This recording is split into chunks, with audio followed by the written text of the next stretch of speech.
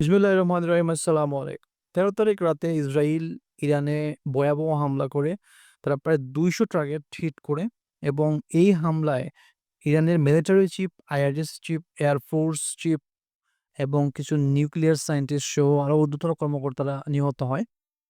এখানে কোয়েকশন আসতে পারে যে ইরান কেন এই অ্যাটাক থামাতে পারল না? মেইন কারণ হচ্ছে ইসরাইল এই হামলাটা প্ল্যান করছে ইরানের ভিতরে। কারণ মোসাদের সদস্যরা ইরানের ভিতরে সব সেট করে রাখছিল, যার কারণে এটা থামানো সম্ভব হয় নাই। তারা এই হামলার আগেই ইরানের যে রাডার সিস্টেম আছে সেটা ব্লক করে দেয়, জ্যাম করে দেয়। এই জ্যাম করে দেওয়ার কারণে ওরা এই মিসাইলগুলো ডিটেক্ট করতে পারে নাই বা মিসাইল ফায়ার করতে পারে নাই ওদের ধ্বংস করার জন্য। এইজন্য এত বড় একটা ভয়াবহ হামলা হয়। প্রায় ৮টা শহরে এটা হামলা হয় এবং একটা ভয়াবহ দিন ছিল ইরানের জন্য। গতকাল রাত ছিল ইসরায়েলের জন্য ভয়াবহ।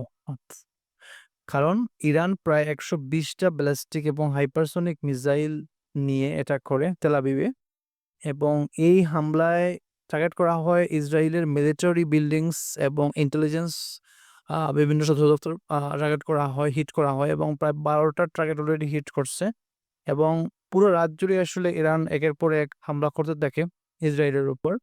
এবং অবাক করার বিষয় হচ্ছে এই হামলার পরেই কিন্তু আবার ইসরায়েল ইরানে হামলা করে। কিন্তু এই হামলা ইরান রুখে দিচ্ছে। কারণ হচ্ছে তখন তাদের এয়ার ডিফেন্স সিস্টেম অ্যাক্টিভ ছিল। তারা অ্যাক্টিভ করে ফেলছিল, যার কারণে এই সবগুলো হামলা প্রতিহত করতে সক্ষম হয় তারা। সো হামলা চলতে থাকবে, কারণ যেহেতু ইসরায়েল ২০০ পয়েন্টে অ্যাটাক করছে। সো ইরান কিন্তু কমপক্ষে ১০০ তো টার্গেট করবেই এবং তাদের নিউক্লিয়ার সাইট থেকে উড়াবে। সো আজ এ পর্যন্ত। আসসালামু আলাইকুম।